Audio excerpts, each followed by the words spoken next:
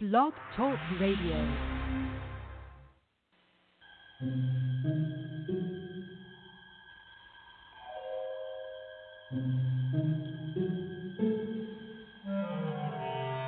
Archangels, ghosts, and Bigfoot, oh my. It's just another night for Supernatural Girls. Real stories, real answers to life's biggest supernatural mysteries. And now for another exciting interview with paranormal experts from this world and others. Here's your host, paranormal researcher Patricia Baker, on the one, the only Supernatural Girls.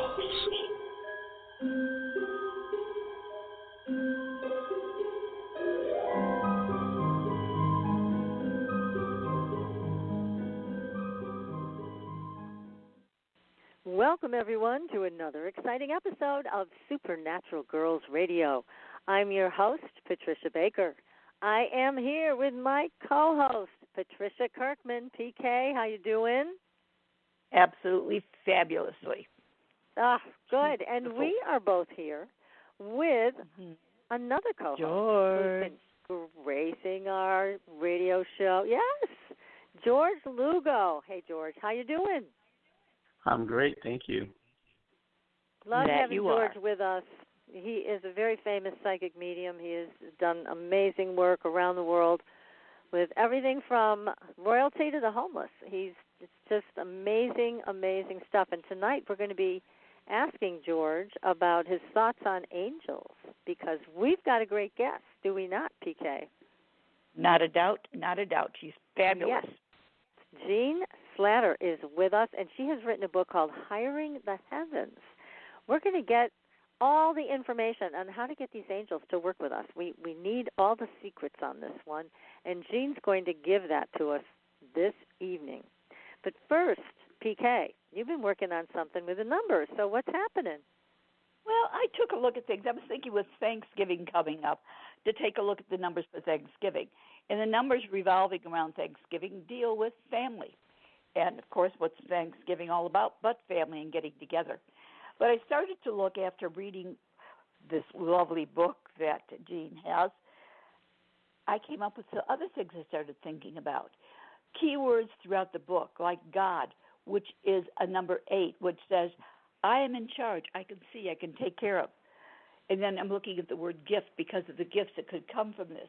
That's a 6. Again, it becomes part of what we do for family and friends. It's always about what we do for them.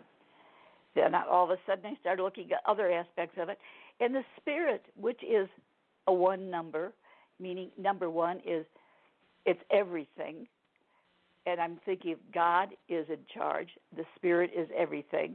And looking at the divine vessels, we have a 9 for the divine and a 1 for the vessels. Again, the 9 and the 1 combination.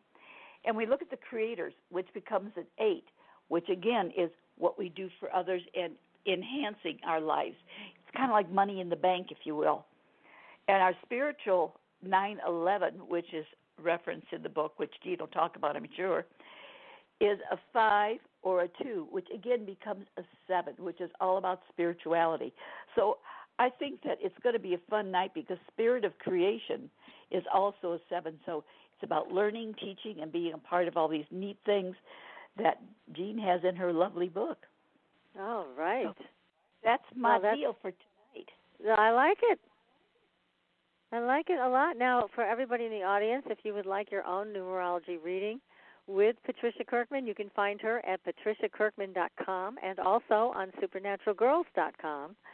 So be sure to speak with Miss PK because we are coming, very quickly to the end of this year. I can't believe it. So don't let this year go by without contacting PK. And I also want to say if you would like a reading with the best psychic medium, it's George Lugo, and you can find him at crystalgatereadings.com. That's crystalgatereadings.com. And we also have a very exciting workshop taking place in the hill towns, of all places. And it's in a pyramid. Yes, that's right. I said a pyramid, a gorgeous facility in the hill towns. We are bringing Itzhak Berry here. He's a shaman. He's been on the show a number of times. He's written a a lot of books about shamanism. He's going to be teaching divine shamanic reading and also how to do candle reading. So we are very excited to have him here. If you are interested in joining us, it's just another couple of days to let me know. And again, you have to send me an email at this point to pbaker@bigpictureagency.com. I'm on supernaturalgirls.com. You can just click on my email from there. Let me know you're interested. I'll give you the rest of the details on the workshop. It's very reasonable, $80 for the day, and it's going to be great. We are also going to be videotaping the workshop. So if you're interested and you can't attend in person, then you can possibly, if it comes out, it was our first time doing this, if it comes out well enough, you can actually buy the video and watch the training. So that's what we have going on. And tonight, I just want to mention paranormal news. George, PK, it's Bigfoot's at it again. Okay? Mm-hmm. There was another break-in to somebody's house in Ohio this time. He's a crook. I can't believe he's breaking into people's houses like that. I know it. And now we had just reported on the New Hampshire break-ins, and somebody had gone to some trouble here to prove that it definitely wasn't a bear, because they offered proof that this thing that broke into homes and cars, it had opposable thumbs and other things that bears don't have. So anyways, this was a very interesting story because what happened was there were some shots fired at around 4:26 in the morning, and somebody called the police hearing the gunshots. And the officers showed up, and they questioned the man who was firing the shots. And he said, yes, I'm the one who was firing the shots. And I was firing the shots because there was a 7-foot-tall Bigfoot who was trying to open my front door and get to my dogs. So they checked him for alcohol. He hadn't been drinking. And interestingly enough, this is in an area where Bigfoot has been sighted many times before. So this is not unusual in this area. But it is unusual for Bigfoot to come knocking on this guy's door. So anyhow, if you live in that area, then you need to have your camera ready and make sure that your doors are barricaded. So, oh my goodness, I don't know why Bigfoot's getting so bold, but Bigfoot is getting bold. So what are your thoughts on that, guys? George, PK, what do you think? I tell you what, I couldn't run fast enough. He's too big for me. Oh, my God. Incredible. Yeah. If I had that experience, I wouldn't know what to do. I would just go, okay. Didn't you have some guy on the show that was communicating with them or something a while back? Yes, we've had a couple guys on the show. One was Dr. J, who has written a book about it, and all his experiences were very positive. But then there's experiences like this, and I've heard of other stories as well, not so friendly. So, who knows? Maybe there's different tribes of Bigfoot, and they all have different ways of being in the world, some friendly and some mean. Or how they're probably interdimensional. Yeah, I think so. Because they can never, like the tracks always stop at a certain point, and there's nothing after that. Things of that nature, and so they're just like elusive and just cannot be found. They can't be shot, can't be found. No one, after all these years, no one has shot one. No one can really definitively prove it. Right. It's just bizarre. Scary though. That's right. Yeah.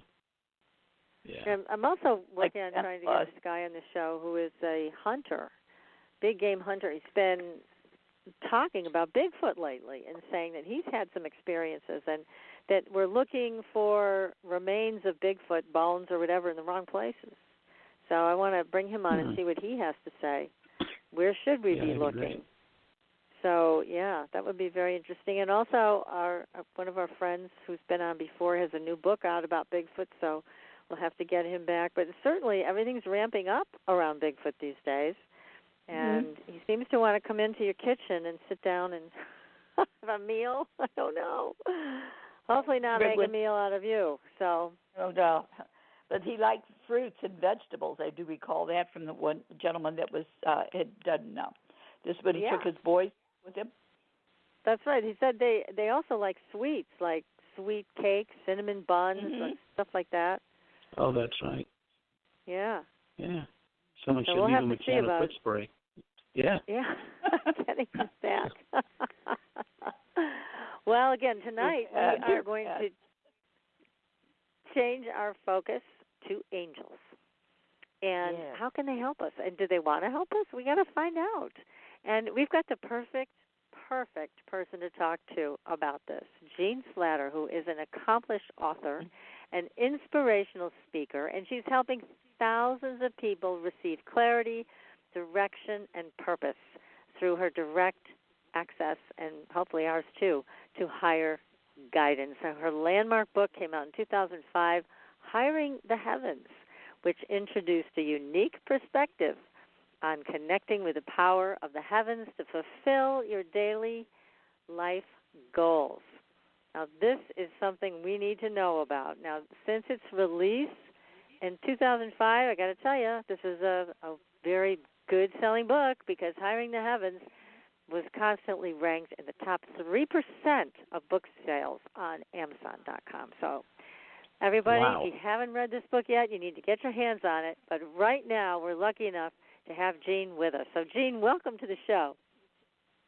Thank you so much, Patricia. I got such a kick out of your discussion about Bigfoot, and I thought, oh my gosh, set out an apple pie for sure. That's right. Yeah. That's right. They like that kind of thing.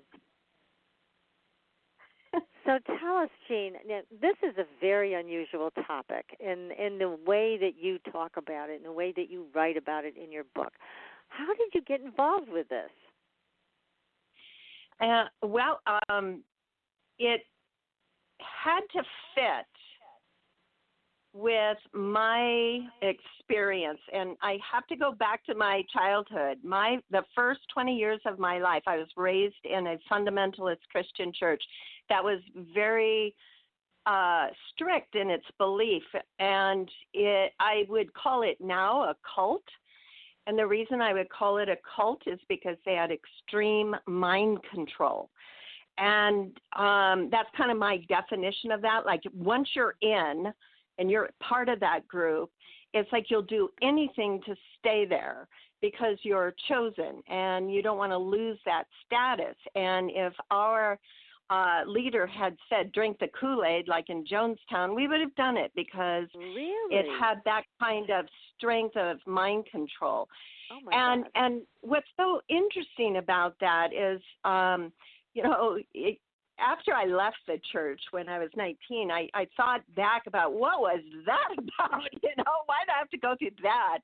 Now I understand how perfectly orchestrated my life has been to have that experience, because I know firsthand what it's like to give up your mind to a dogma, or just to keep that status of being chosen. I consider it the most powerful drug on the planet, is to tell someone they are chosen above everyone else. And you'll do anything to keep that status. So I did leave the church when I was 19. It was a big, huge scandal in the church. And when I did, the rug was pulled out from underneath my feet. I did something outrageous. I started to question. And think on my own. And I started to research some of the dogma in the church and found out it was just ludicrous. And that just, when that happened, there's a kind of humiliation that goes on. Even though I was raised in this church, I still felt this humiliation that, oh my gosh, how could I have bought into this? How could I? How could this have happened? And so when I did leave the church, I threw the baby out with the bathwater. I wanted nothing to do with religion. I wanted nothing to do with spirituality.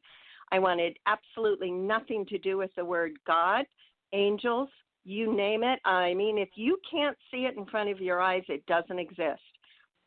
And so if that's how things were for. Go ahead. Let me ask you this question, Jean, because breaking away from a cult situation is really difficult. How did you do it? What was it that gave you the strength to say, I'm out of here? You know, actually, I'd have to say it was my brother. There was a big split in the church. It was, we were going to the church college, and my brother's always been rather a free thinker, and he came and he got me at 2 o'clock in the morning to drive 3.5 hours to listen to a dissident minister that was speaking out about what he knew to be the truth of the leaders of the church. And so it really was my brother and his free thinking that made me question. And, you know, when you question for the first time, when you take a look at, you dare to take a look at the beliefs that you've held dear and have protected. You know, I can remember as growing up in my teenage years, I would occasionally run into somebody that would question some of my beliefs.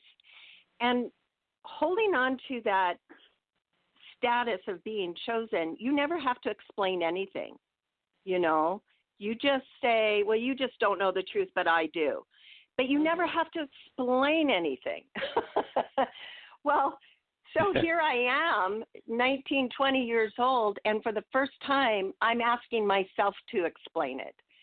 And when you have the courage and you dare to do that, there's an opening that happens, and you begin to understand your own sense of authenticity and your own sense of sovereignty.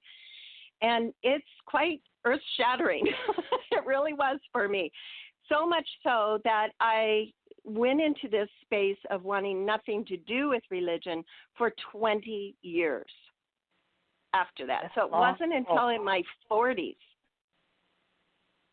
that things began to open and change for me. But prior to that, if you said the word God to me or you said the word angels to me, I go, okay, you're not somebody I can talk to. And I would, you know, we wouldn't have much of a conversation. Yeah, because in your earlier life, you were, this cult used those things to control everybody, right? Mm-hmm.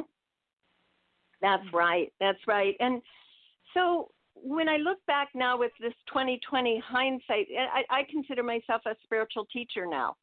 And, I mean, lo and behold, who knew that would happen? Yeah. Right, Certainly not me.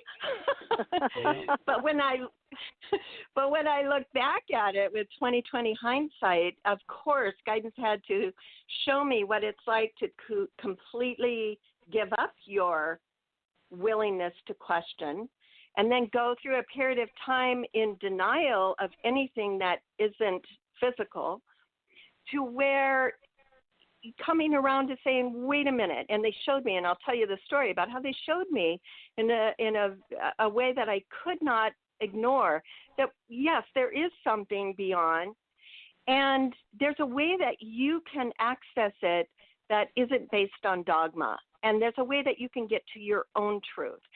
And it was all about discovering my own authenticity and my own sovereignty. And so that is, the long story of where I started to where I am now as a spiritual teacher. And like I said, never saw that one coming. Yeah, gosh. Does in strange ways, doesn't he? Right. So how I ended up happening upon Hiring the Heavens, again, I will use the terminology that I used at the time because I was still in that place where I did not recognize God as a essence. I didn't recognize angels. I just rarely ever wanted to even go in that direction. But I had just started to learn about some interesting things And one of the shocking things that, well, actually, I'm going to hold off on that one first. I want to tell you, at the time I was working as a traditional naturopath, and I had a way of communicating with my clients' bodies. A lot of practitioners use muscle testing. I used a pendulum. I didn't think that was weird at all because pendulum dowsing had been done for centuries and centuries. We found water. It seemed very logical to me. For some reason, that didn't bother me at all. And so I used a pendulum, and I was working with a client one day and asking their body what they wanted to do. Their body said they wanted to do a resistance clearing to 5 neurotransmitters. And neurotransmitters, for those who may not know, are chemicals in the brain like serotonin and dopamine and norepinephrine. And my client's body wanted to clear 5 neurotransmitters. I was able to come up with 4 and could not think of what that 5th one might be. I tried a bunch of them, and it said, no, it's not that, it's not that, it's not that. So I said to my client, we're going to need to reschedule because your body keeps telling me I have to name all 5, and I can only come up with 4, so I need some time to do some research. And then my client, who's a layperson, first words out of her mouth are, well, is histamine a neurotransmitter? And I said, I looked at her rather strangely, like what would make her say that? And I said, no, histamine isn't a neurotransmitter.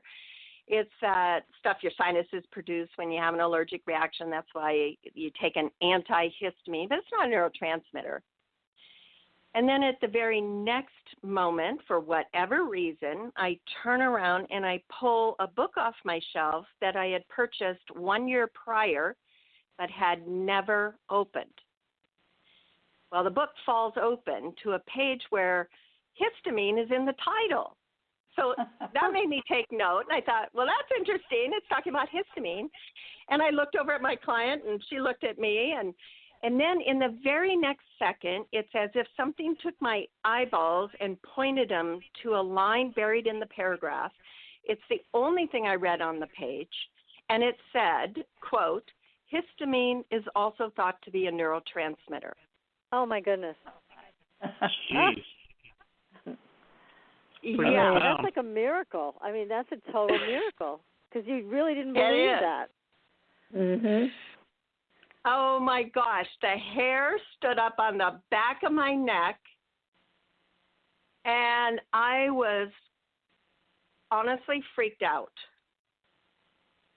I couldn't wait to finish the clearing I needed to do and get my client out the door so I could sit there and just kind of process what just happened. How in the world did that happen? That is so beyond coincidence. It's just like, how do I put words to this? How do I explain it? Well, just so happened, I had just started reading about psychic surgery. And the surgeon I was reading about was John of God. Are you familiar with him? Oh, yeah. Yes. Okay.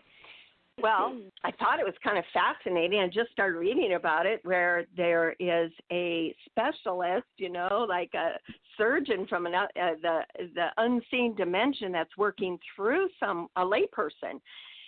So that honestly was the only thing I could come up with. I thought to myself, is it possible that I have a spiritual physician, a physician in the unseen dimension that is actually working through me to assist me with my clients? And how amazing would that be? So I thought I'm going to just see if this is true. So I began to call upon this spiritual physician when I would go to work every day. And I would tell the physician who we had coming in that day and what their issues were and ask for help. And some you didn't have extraordinary... You didn't have a specific name or anything else in mind. You just called him your helper, right? My spiritual physician. Okay. And I figured they know something I don't. So apparently, they do. So I asked for help, and it was clear some very extraordinary things would happen where I'd be working with a client, and all of a sudden these words would be coming out of my mouth like, well, you need this and this herb. Okay. Well, what's it do? And, the client would ask, what's that for? And I go, I actually don't know. but I think it's what you need. And then I'd look it up afterwards and go, wow, that's a perfect fit. And then I'd be working with a client and something would prompt me to say, so what's going on at home with your husband? It's like, and they'd look at me like, and tears would come, like, oh my God. So, I was pretty astounded. I was truly getting help from this spiritual physician. Well, as time went on, Patricia, I thought I am going to just kind of just see if I can't capitalize a little bit more on this idea. Maybe since I'm doing a good thing helping people, and that's obvious, this is how I justified it. And I definitely don't let me forget to talk about this later because I was so off on this. But in the beginning, I thought I had to justify it. And the way I justified it is by saying, well, I'm doing a good thing helping clients, so that's why I'm getting help. So I thought, well, I need help for other aspects of my business. Like, for an example, I need a spiritual marketer to help me bring in clients. I need a spiritual secretary to manage my phone calls. I need a spiritual receptionist and a spiritual time manager and a spiritual financial consultant. So I imagined hiring all of those specialists in this unseen dimension and asked them to go to work for me. So what would happen is as I would drive to work, I would have a staff meeting in my car. Wow. I love that. Yeah, I'd be driving down the road and I'd be having a staff meeting and telling everybody what's going on just as if they were real. And I'd say, okay, I've got some openings coming up here next week, and spiritual marketer, get on that and fill those spots. I've got too many phone calls to return. I want you to screen the calls.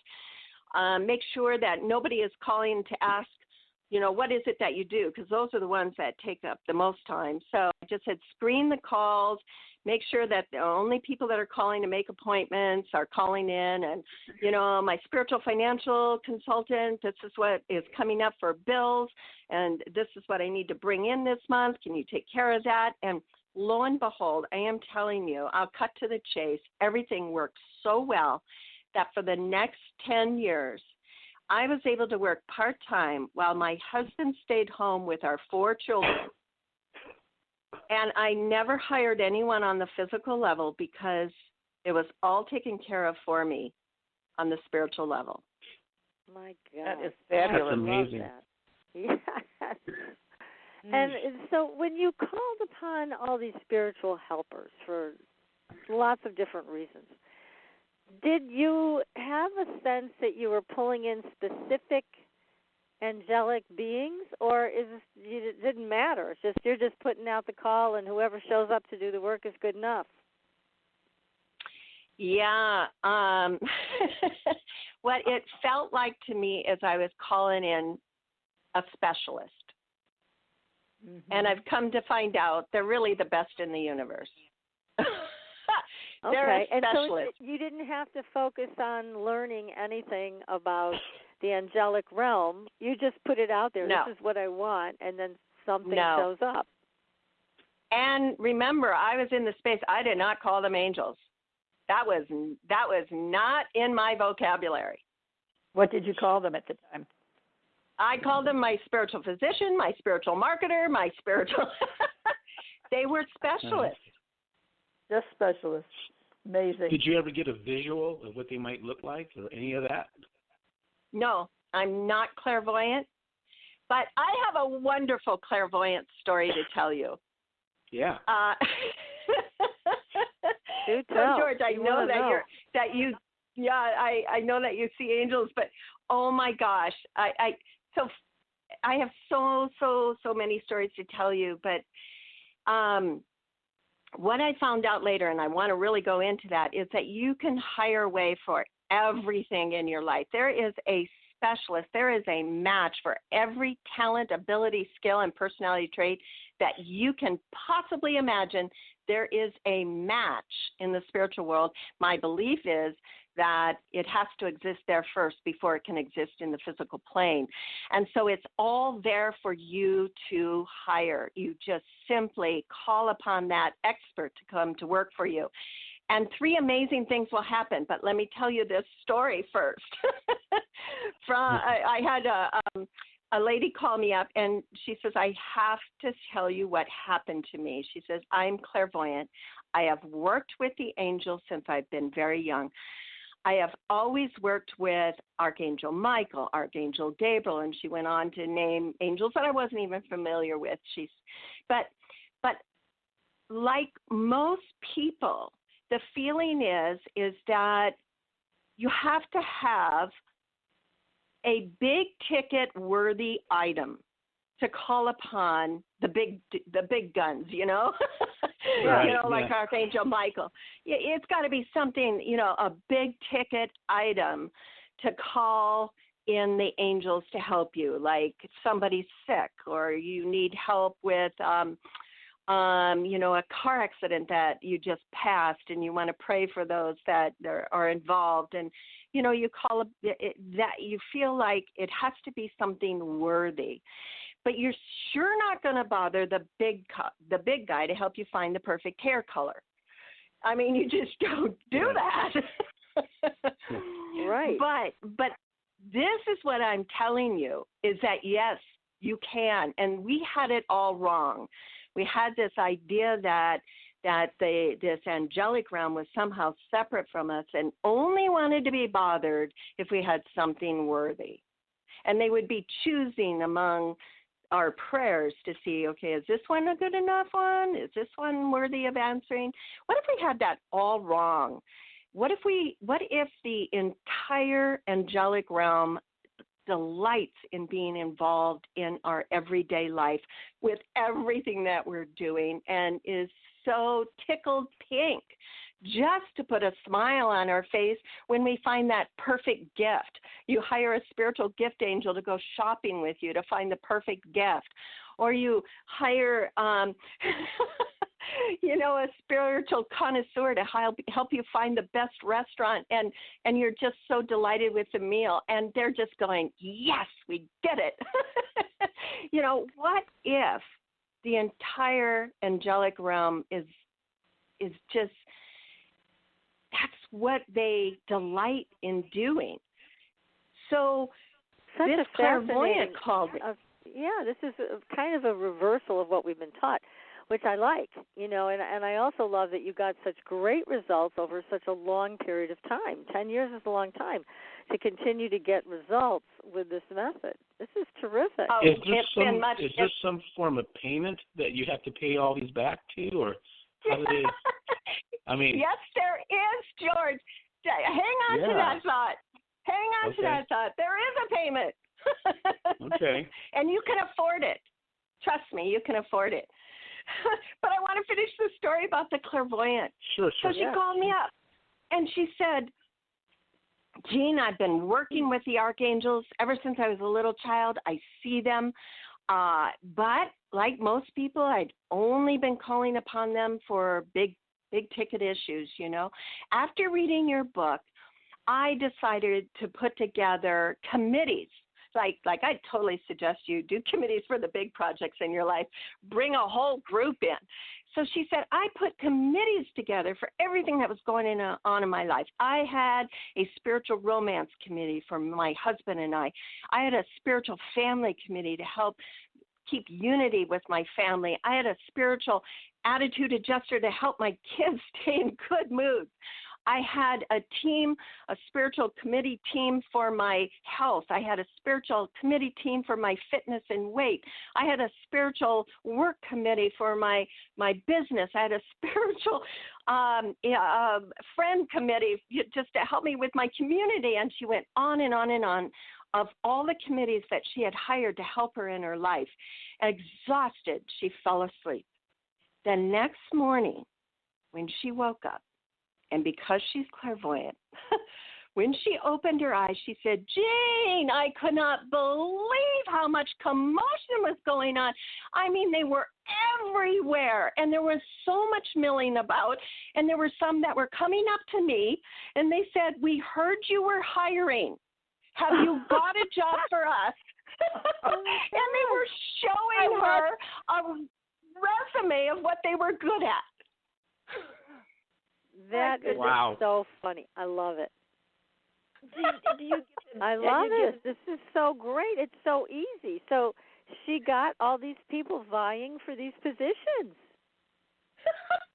I mean, I can call them people, whatever they are, celestial beings or spiritual helpers, whatever you want to call them. But it's so hilarious that they were all they're applying for this position. Do you give them names?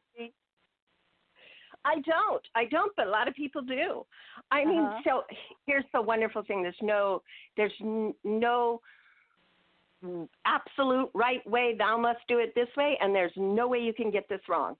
So you do it how it works for you. So let me tell you, I'm going to get back to your question, George. I will. But there are 3 things that happen when you hire from the heavens. So first of all, it is just so simple. You simply imagine that the spiritual world is every bit as complex as our own physical plane, and that every talent, skill, ability, and personality trait that you can possibly think of is yours for the hiring. And imagine that you've been given a celestial credit card called an Angel Express card. And this celestial credit card you can use to hire away. There is no credit limit and no expiration date. So whatever it is that you're doing on the physical plane, hire first from the heavens. And when you do that, 3 extraordinary things can happen. 1, you can be inspired with the very information that you need. It's almost like they work through you, as did my spiritual physician. Just inspired me with what I needed to know.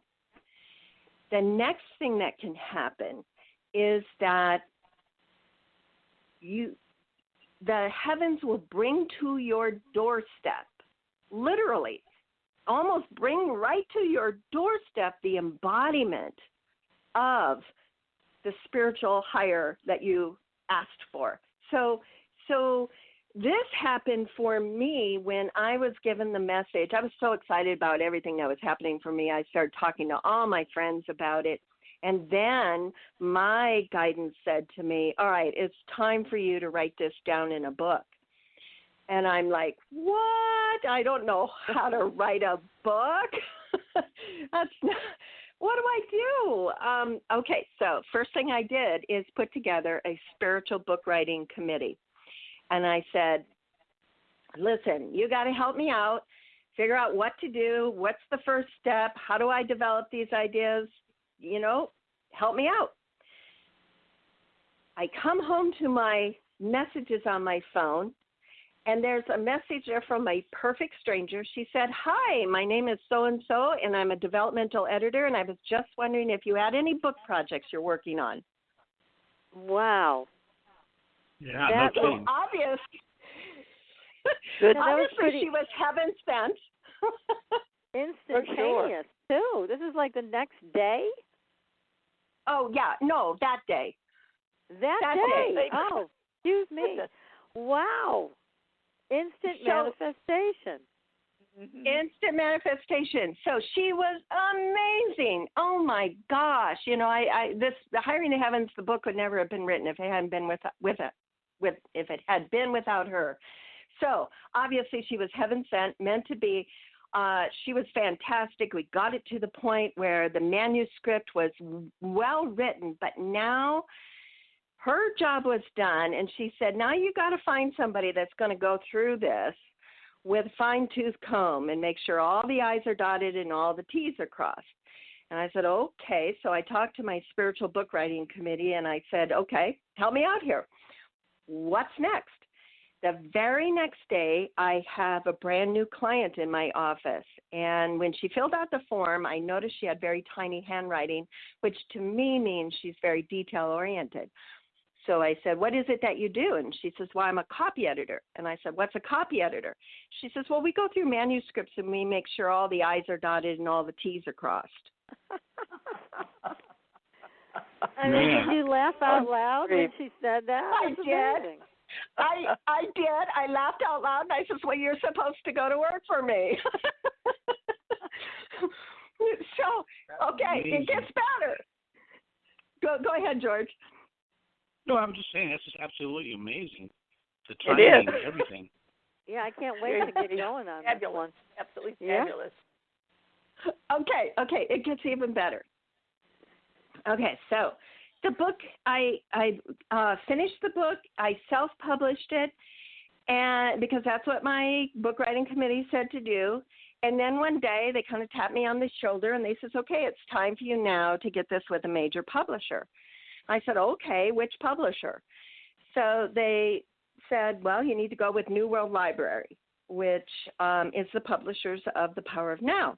So I looked them up on the internet, and I go, oh, yeah, they're good. I like them. I like the feeling of them. So I sent them my book with a little letter that said, you guys are the ones, basically.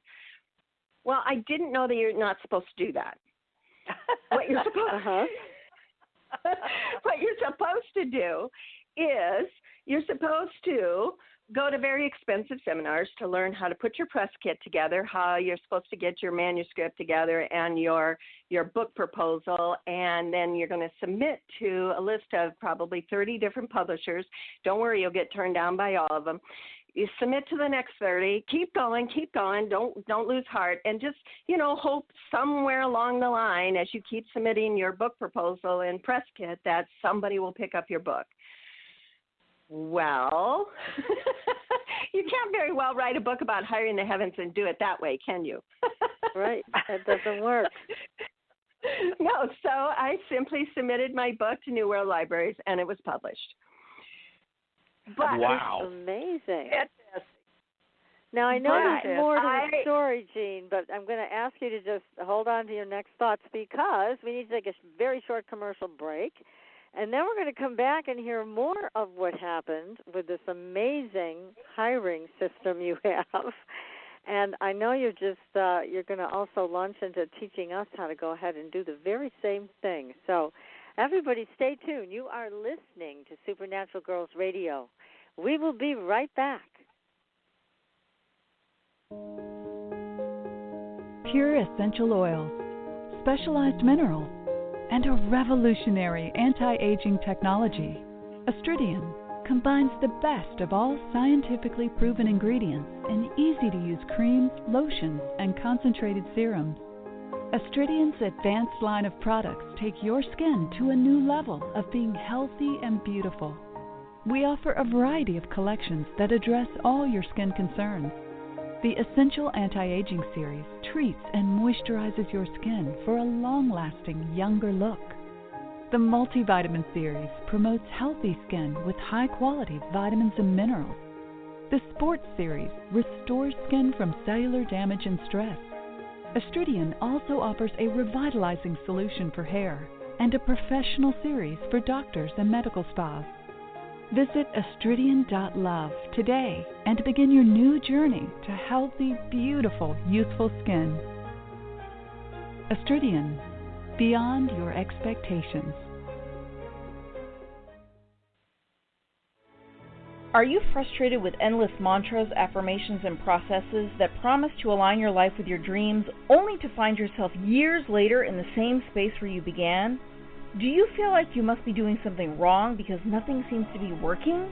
Don't you just wish that someone could shift your consciousness for you and your life could align with your desires without all the effort? Well, your wish is about to come true. Hi, I'm Carrie Cannon, and I have a gift that allows me to align the consciousness of others to be in harmony with their dreams. The best part is, it requires no particular effort on your part. Upon listening to a consciousness alignment, people have reported instant energy shifts, financial windfalls, soulmate connections, healed relationships, physical healings, and more. To gain access to a free trial offer for my entire Manifesting Miracles library of consciousness alignments, go to commandmiracles.com now for details. Again, that's commandmiracles.com for information about our free trial offer. That's commandmiracles.com.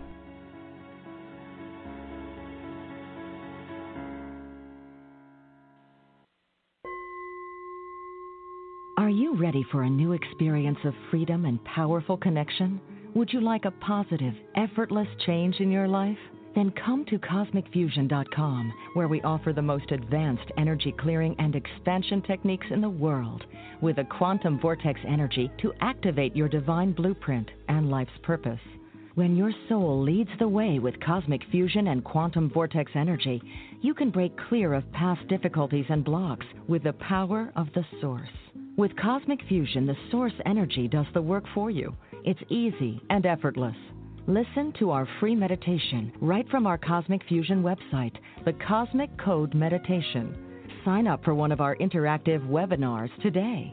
Come to Cosmic Fusion, www.kosmicfusion.com, to experience an effortless awakening and transformation. Are you ready for an upgrade? Are you ready for a new experience of living in the fifth dimensional magic and powerful connection? Then visit CosmicFusion.com today. CosmicFusion.com.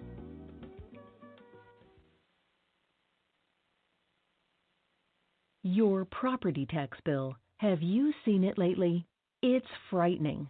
Your property taxes are going up while your home value is going down. It's time to fight back and win. For the real truth about the property tax system, get attorney Pat Quintilian's book, Are You Getting Screwed on Your Property Taxes? How to Find Out and How to Fix It. Attorney Quintilian answers all your questions and gives you the facts you need to fight a property tax bill that is spiraling out of control. You'll also read about what happens to property owners who don't check their property records, only to find out too late they're taxed on square footage, fixtures, and even buildings that they don't own. Is this happening to you? Learn your rights. Buy attorney Pat Quintilian's book today. Are You Getting Screwed on Your Property Taxes? How to Find Out and How to Fix It. Available on Amazon.com. There are a lot of psychics out there. How do you decide which one is right for you? You look for someone who empowers you, who's practical and spiritually connected, who says, here are your opportunities, here are your challenges, and here's a way to deal with them, and then gives you your own toolbox to make your life everything you want it to be. Hi, I'm Corby Mitleid, and that's how I work with you. As a certified professional tarot reader, I've helped thousands of people for over 40 years through my toolbox.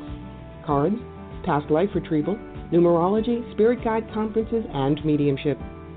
Whether it's career, relationships, finances, or your spiritual road, together we can replace your confusion with clarity. And you'll probably find a little laughter along the way. Visit me at CorbyMitleid.com to find out how to cross your bridge from fear to fearlessness and fly. And tell me you found me at Supernatural Girls for a special gift with your reading.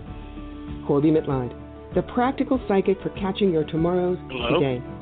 Find me at CorbyMitleid.com. That's CorbyMitleid.com. Welcome back, everyone, to Supernatural Girls Radio. I'm your host, Patricia Baker. I am here with my co-hosts, Patricia Kirkman, PK, and George Lugo, and our wonderful guest that we are so enjoying tonight, Jean Slatter, who is the author of a great book called Hiring the Heavens. We are learning all the secrets tonight. So if you missed the first part of the show, you're going to have to go back and listen. But here we are in the middle of a story here. And, Jean, we want to hear the rest of what happened. Thank you. Okay, so sometime in there, I read Shirley MacLaine's book, Out on a Limb. Have you read that? Oh, yeah. That's an oldie but goldie, yes. Sure. Exactly. And when I read it, back then, we're talking a good 20-some years ago, I felt that she was, the things I was reading was almost blasphemy. but I was open. And I wanted to hear it. And it was the only thing that resonated with me, and I just found it fascinating, even though it scared me a little. I still found it fascinating. Well, now, forward to where I have got my book it's been self-published, and New World Library is getting ready to publish it. There's quite a lag time when a publishing company is getting ready to put the book out. It can be anywhere from 5 to 7 months or even longer. So in between that time, there was a gentleman that bought my self-published book, and he said, I love your book, but you really need to get it with a major publisher. And I said, well, it has been picked up by New World Library. He said, perfect.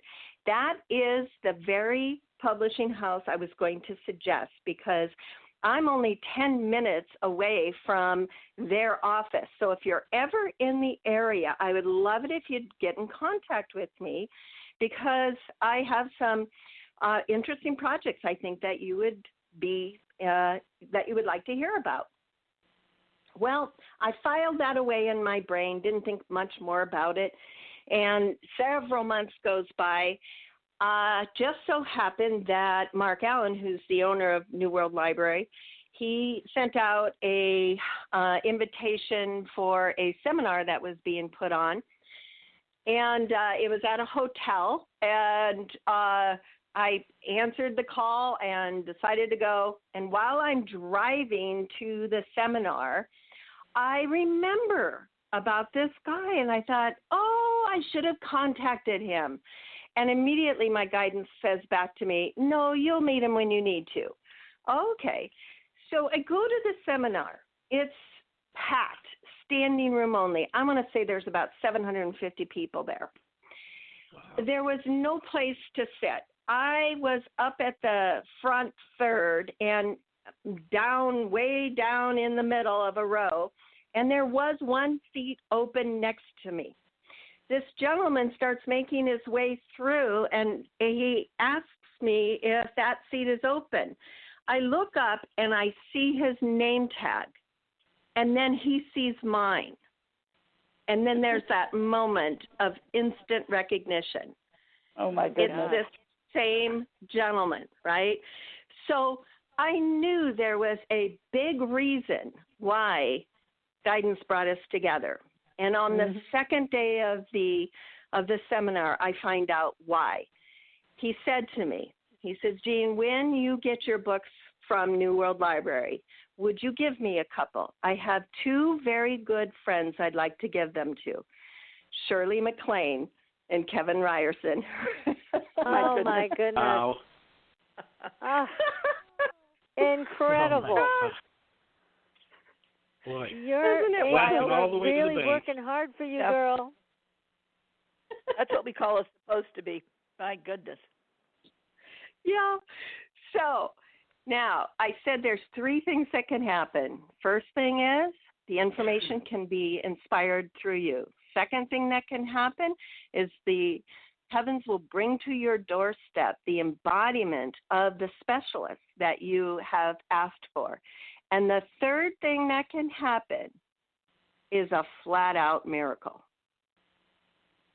And I'm not kidding when I say that. I mean, it's just jaw-dropping. Are you kidding me? There's no way to explain this. This is nuts. And it's so easy.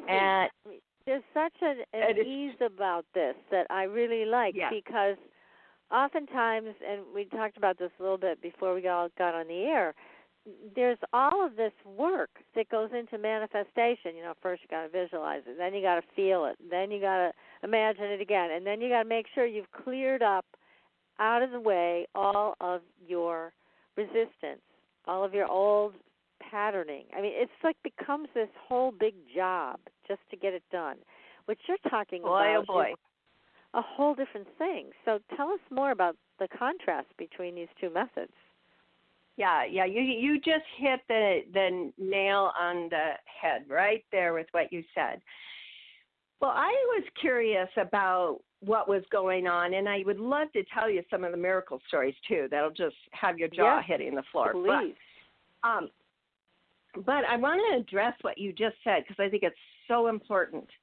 When I wrote the book, it was my developmental editor that introduced me to the law of attraction and Esther Hicks. I had not heard, I wasn't into studying all this stuff. That was not my thing. So I hadn't even heard of it. And so I thought, and I even wrote in the book that maybe that's how it's working. I mean, I'm just guessing. I don't know.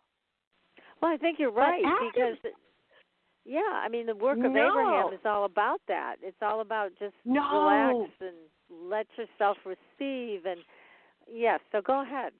It's very similar to what you're saying. My guidance said no. So and this is I think this will make some sense here.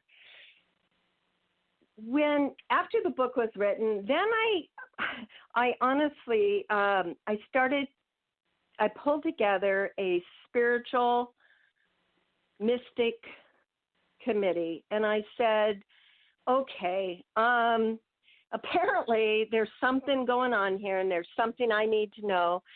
And since I had this experience growing up where I just got hoodwinked into a dogma and then wanted nothing to do with it, how do I get answers to the big mystic questions like, who am I? How did I get here? What's life all about? Does it have any meaning? Does it matter? I wanted to know all those big questions, and what my committee did is for the next 3 years, I journaled asking questions of them, and they gave me answers. And during that time, they asked me not to read any books about the subject because they wanted to give it to me direct. And that's when I asked the question, well, is hiring the heavens working by the law of attraction? And they said no. I said, okay, so how does it work? And they said the most crazy thing to me. They said, look for the Trinity. I'm going, what? I'm not going to go back to religion here. Why are we talking about Trinity? And they said, look for the Trinities. You see them everywhere. And what they began to explain to me is that how we manifest in every single nanosecond happens through never less than 3 laws. It happens through a ton more, but never less than 3. Never less than 3. Law of attraction is one of the 3. Okay. The other 2 are the law of consequence and the law of grace. Hiring the heavens works by the law of grace. So the easiest way that you can think about this, and this is coming straight from my guidance, is lights, camera, action.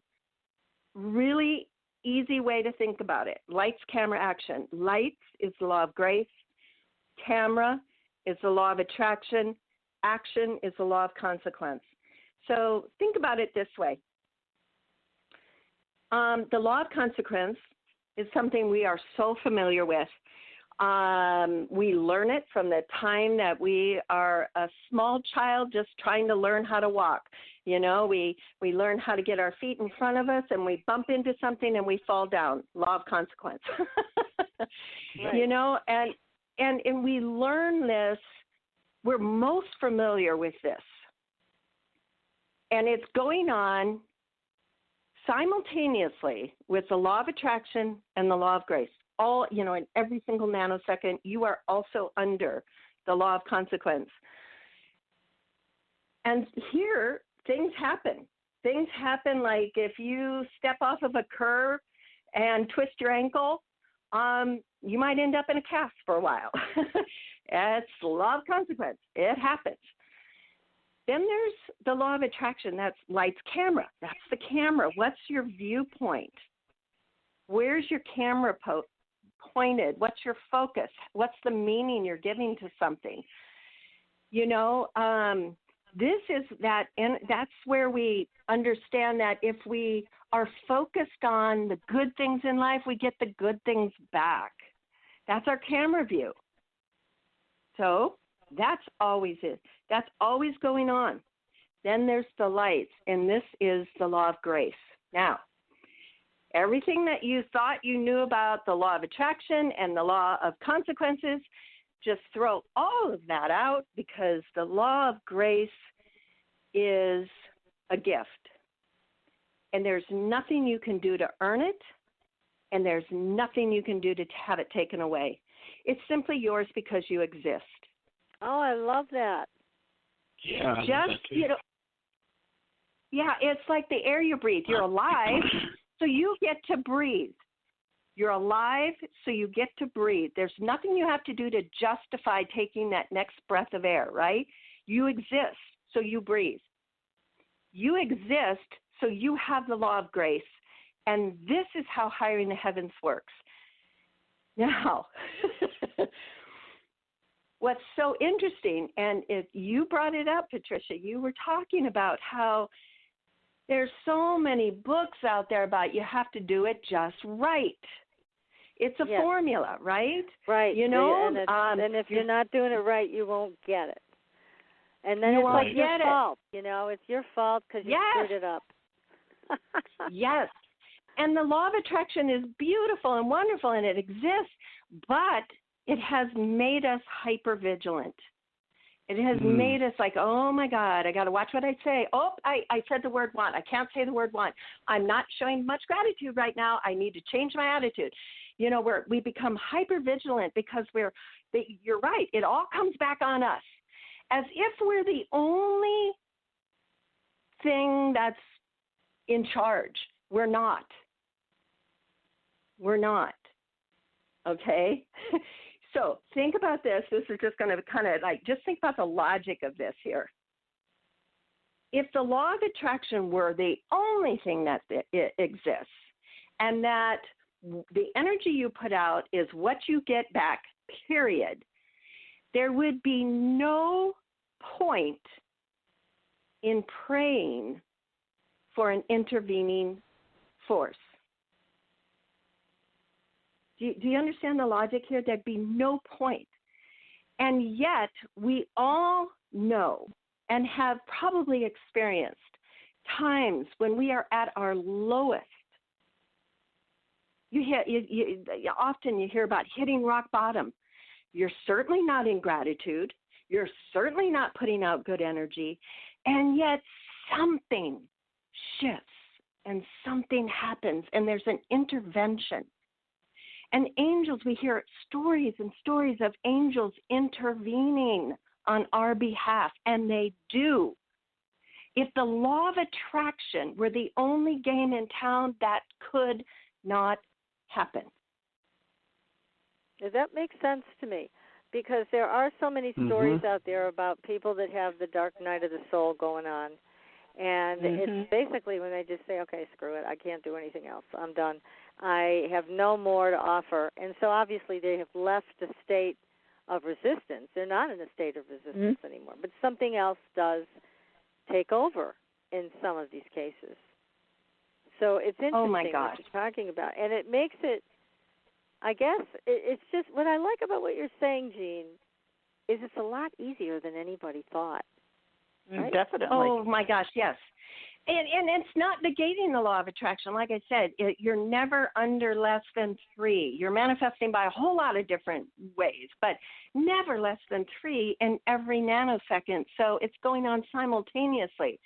So do you have to pay attention to your attitude? Do you have to pay Yeah, do all of that. And pay attention to where you're walking. And pay attention to, the law of consequences. And be aware of, you also have grace, and it's a gift to you, and you can't get that wrong because it's your gift. Yeah, you're saying it's inherent. It's something that we all have, and nobody can take it away, and a lot of people don't know how to ask for this. So you've basically opened the door on this. Yeah. You just nailed it again, because here's the thing, is we have been taught we do have to earn it. And we work tirelessly to earn it. And when I said, remember when I was telling you in the beginning, I thought I had to justify it. And the way I justified it is, well, I'm doing a good thing helping people in my office. That must be why I'm getting help. But then I thought, okay, I'm going to see what I can do here with this, and I'm going to do something totally outrageous, and I'm going to ask for something that is just purely selfish, just for me. And the first hire I did was I hired a spiritual wardrobe consultant to go shopping with me. Yeah, because I just felt like, oh gosh, I hate shopping for clothes. I can never find what I want. It's always too, not the right color, too expensive, doesn't fit right. The list goes on and on and on, and I walk away not having anything in my bag. So I hired a spiritual wardrobe consultant to go with me to find outfits because I definitely needed updating. And I could not believe the finds that I had. Unbelievable. I walked away with, I think it was 18 outfits for just over $200. And that's when I found out they know a bargain.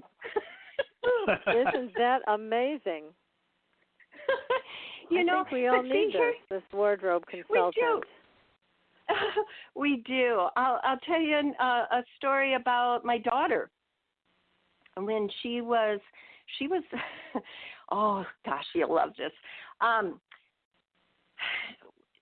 We had done a addition on our home, and in her bedroom we put a sink. I mean, isn't that just every little girl's fantasy is to have their own sink, right?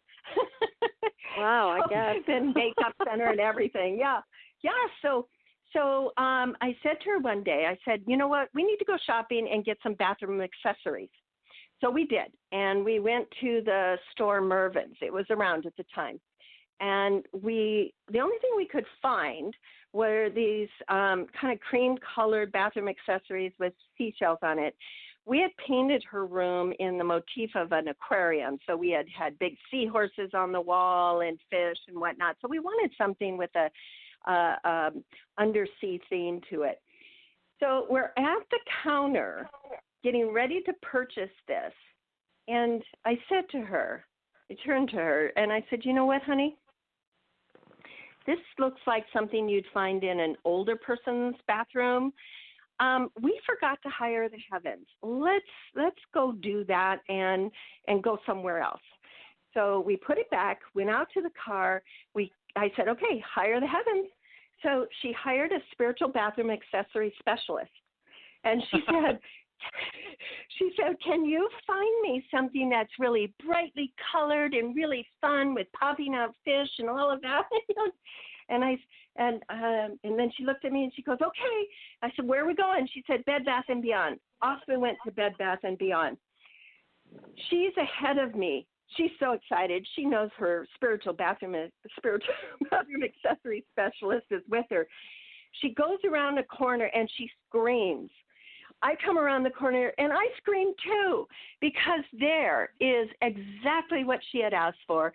Brightly colored turquoise with popping out fish and even springs on the fins and all that. And it was on clearance. Oh, so of course, wow. A bargain. Again. A bargain. So we are walking out to the car, skipping, and George, you asked about payment. This is part of the payment, the joy that we feel. Now, can you imagine the joy in my daughter's voice and in her laughter? And she was skipping back to the car. She's so happy she has found this. It's so perfect. Well,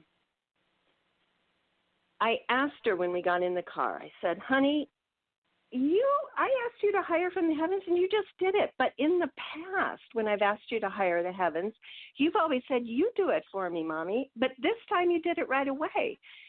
So why is it that you were so willing to do it this time and not before? And she said the most profound thing. She said, well, Mom, I was afraid that if I asked for something and I didn't get what I wanted, it would mean they didn't like me. Oh, sweet. Oh. But this is part of the reason why we don't ask. Because deep down we feel like if I get rejected, if they don't assist me, it means I'm not worthy. it means I'm not good enough. It means they're not listening to me. They're listening to everybody else, but they're not listening to me. I mean, honestly, don't we all have that fear? Mm-hmm. Oh, definitely. Unfortunately. Yes. Yes. And so what do? We don't ask. Or we only ask for someone else. We just do something selfless. Help so-and-so. But we don't ask for ourselves. Right. And, Jean, go back to George's question again, because he said, is there some kind of payment? And you did kind of touch on that. You did say that the payment is that we get to feel joy, and that makes them happy? It does, but there's more to it. There's more to it, and I'm glad you brought it back up. You'll see in my book, I have a series of diagrams, and I wanted to understand just exactly what is this new paradigm that I'm working with. And I drew it in a diagram. I drew the old one, and I took out my pendulum, and I says, okay, this is what I pictured things were like in the old paradigm where God is somewhere up on a cloud, and then I'm down here, and I'm offering up prayers and just hoping that this entity answers, right? And that was the old paradigm. I said, that's certainly not what I'm experiencing. So what could really be going on here? So I drew the next picture on a 3x5 card, and I put God up at the top, and I put myself way down below, and in the middle, I put the angels and the guides. And I says, okay, maybe they're acting as intercessors between me and God. Maybe they're grabbing the prayers and acting, kind of interceding on his behalf. And I says, is this what's happening? And my pendulum said, you're not even close. Okay. So then I put myself up in the circle with the angels and the guides. And I says, okay, maybe there's more authority going on here. Maybe I'm actually intermingling with angels and guides, and God's still way up there on the top, but maybe I'm mingling in here. Is that the way it's working? Again, my pendulum says, no. So then I said, okay. What could I do here? So I dared to put myself up a little bit higher.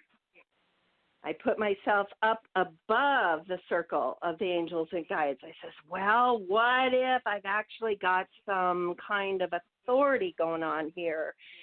Maybe that's what's happening. And I took my pendulum out and said, is this it? No. You still don't have it.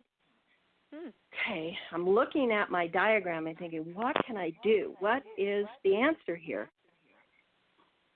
The only thing I could think to do was I crossed off God up at top, and I put him down in the circle with the angels and the guides.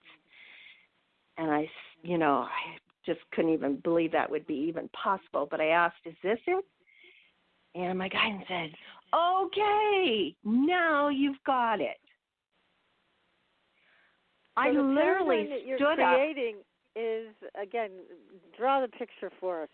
So where are we in relation to all these other celestial entities? Okay, so yes. So when I got that picture, I stood up and pushed myself away from the table, and I looked down at the diagram. I said, you can't ask me to say that, because in my world that was blasphemy.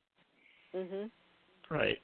Well, because that would put me, the self, above, and I put a circle around the self. I put the self above God, the angels, and the whole entire celestial realm. You can't say that.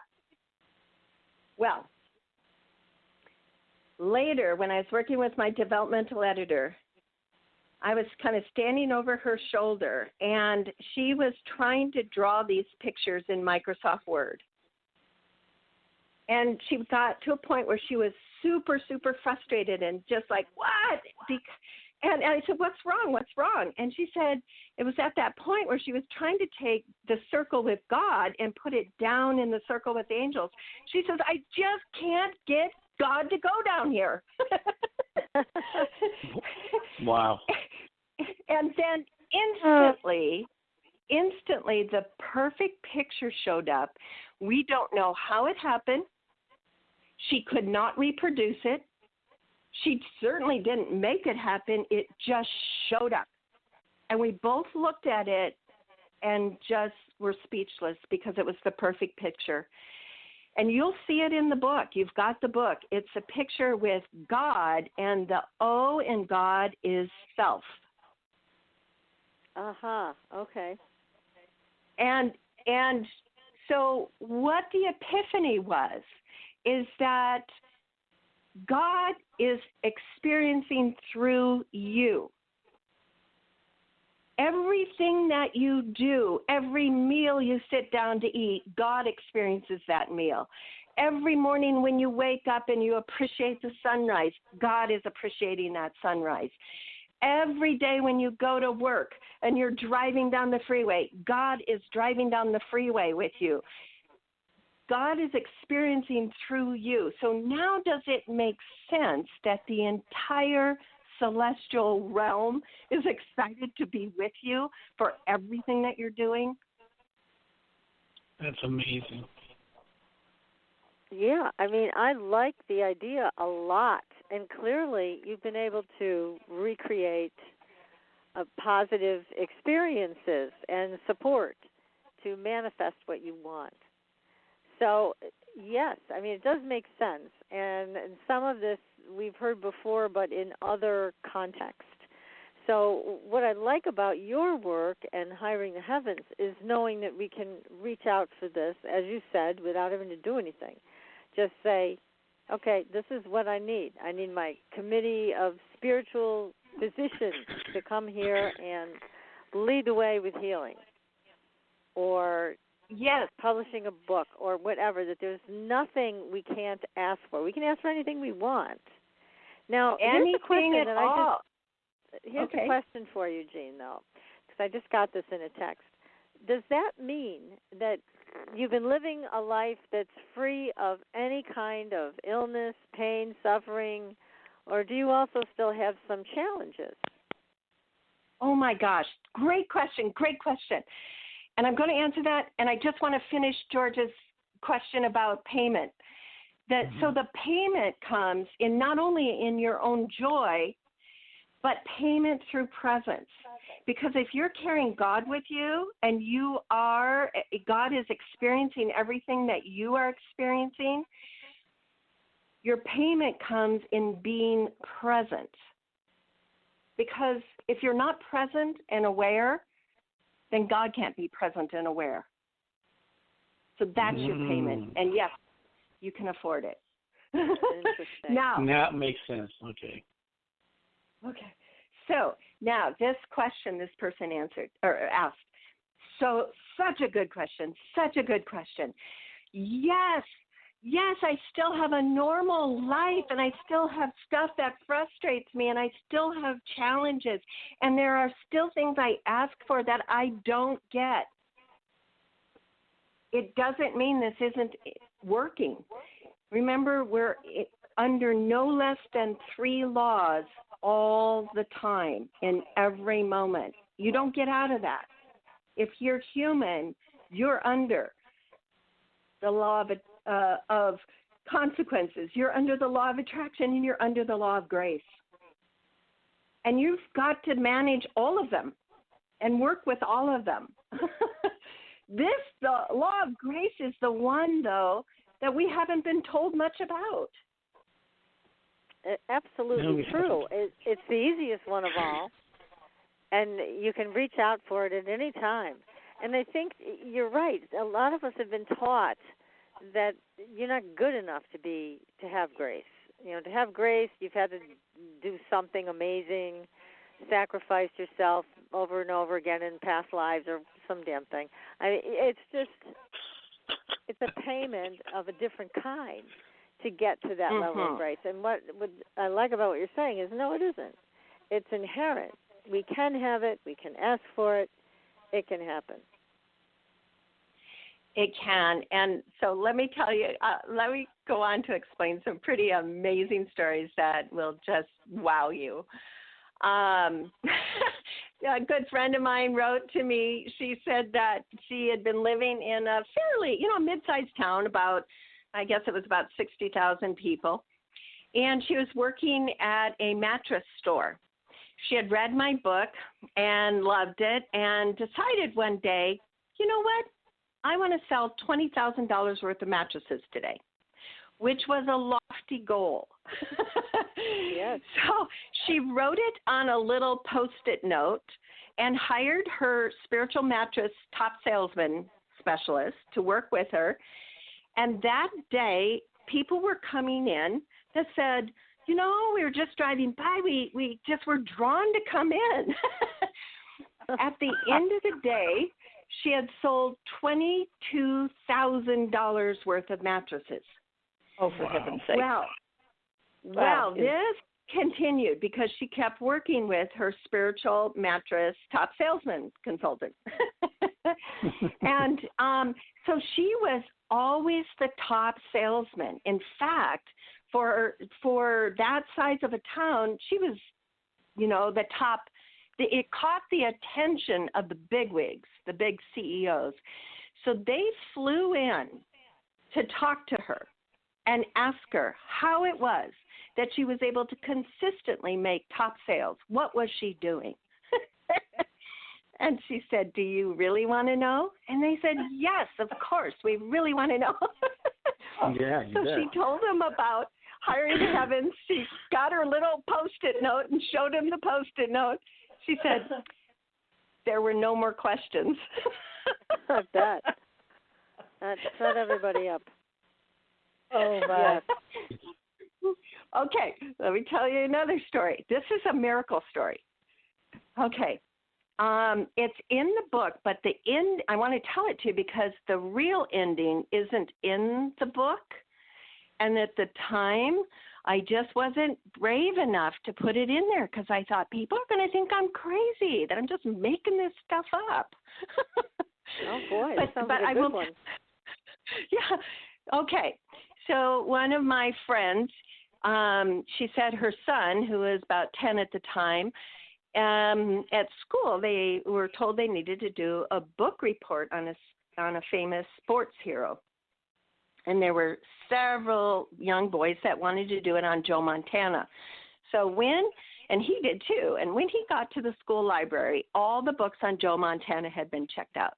So he came home a little frustrated, said to his mom, I want to do this report, but there's no books on Joe Montana. She said, well, we'll go to the city library, no problem. Off they went to the library. He was inside for about an hour looking for a book on Joe Montana while she stayed outside playing with the younger daughter. He came back out almost frustrated to tears. He said, Mom, all the books on Joe Montana have been checked out. Well, then she happened to remember about hiring the heavens. So she said to her son, why don't you go back in and look one more time? But I've already looked. Well, just go back in one more time. I've got an idea. So he turned around, went back inside, and meanwhile, she hired a spiritual homework assistant to go with him to help him find a book on Joe Montana. And then she came in just a minute afterwards. Well, there he is, standing in the checkout line with an 11 by 14 hardcover book with Montana's face on the word Montana across, all about Joe Montana. She said, wow. This is amazing. This is amazing. This is perfect. How did you find this? He said, he took her to the side. Mom, it's kind of spooky. I went to the sports section where I'd looked before, and I thought to myself, what if a book fell behind the shelves? So I stuck my head in, and I pulled out this book. Okay. Wow. Now, fabulous. That's what's in my Hiring the Heavens book. Now let me tell you the ending of this. Okay? When he got to the checkout line, that book was not in the computer's system. Oh, my goodness. Oh, my word. That book was simply manifested for him. It sure did. That's amazing. That is great. Yeah, what a great story. And why not? I mean, why not have miracles in your life? You know, years ago, back in the 90s, there was a show called It's a Miracle. I don't know if you remember this, with Richard Thomas. It was a great little show. And I happened upon it when I was just kind of scrolling through YouTube to find something kind of fun and inspirational to watch. And I happened on this series. And I'll tell you what, it's such a wonderful thing to watch. Most of the stuff on television today, or even on Netflix or Hulu, whatever, it's crap. And it's very negative and it's very violent. But these particular vignettes of miracles are so wonderful to see. This is like hearing you tell a story, Jean. It's very exciting because it opens up possibilities. It can happen, and it does happen. So I think we've lost sight of that in this culture. And we think it's got to be something, like you said, some amazing big deal before it can happen. It doesn't have to be that way. And you've really pointed that out in your book in a wonderful way, and certainly with us tonight, giving us all of these examples of things that can happen when you hire these kind of helpers. It's just very exciting. It's great. Well, I know we're coming close to our time here, so I do have a final thought, though, that I really want to impress upon people, and that is to immediately, without hesitation, put this to work. Immediately. Don't think to yourself, all right, now I got to think of a really good thing to ask for. Hey, if you're organizing your closet, ask for a spiritual closet organizer to assist you. If you're trying to put on a great Thanksgiving party, hire a spiritual, knock your socks off, best Thanksgiving party ever specialist to work with you. Don't hesitate. Don't wait till you think that you've got a good enough thing to ask for. Take your spiritual shoe specialist to go shoe shopping with you, or to find the best gift. Hire a spiritual mechanic to keep your car running well. There's just no end. Just use your imagination. Even if you've never heard of such a specialist, go ahead and ask for them right away. I've heard the funniest stories of specialists people have brought in that you go, what? Whatever made you think of that? But it worked.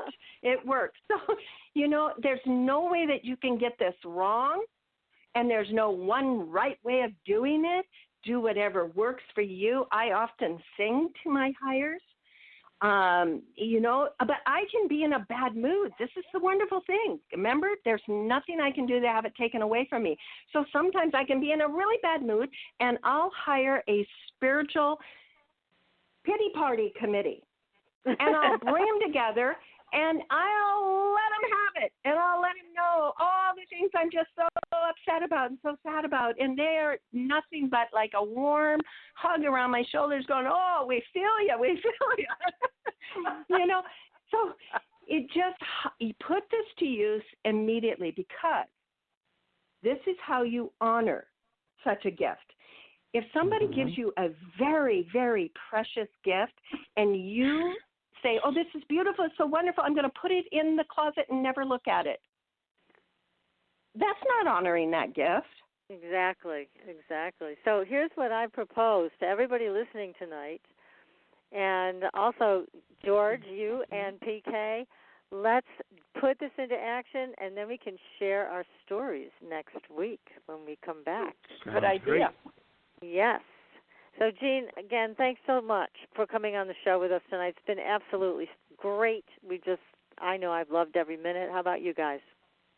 Absolutely. Thank you, Jean. Fabulous. Yeah, it was great. Yes. You're so we'll welcome. be back next week, everybody, with another great show. And until then, we'll see you on the Blue Highway. Good night. Good night. Good night. Good night. Thanks for listening. Tune in next week for another radio adventure with Supernatural Girls.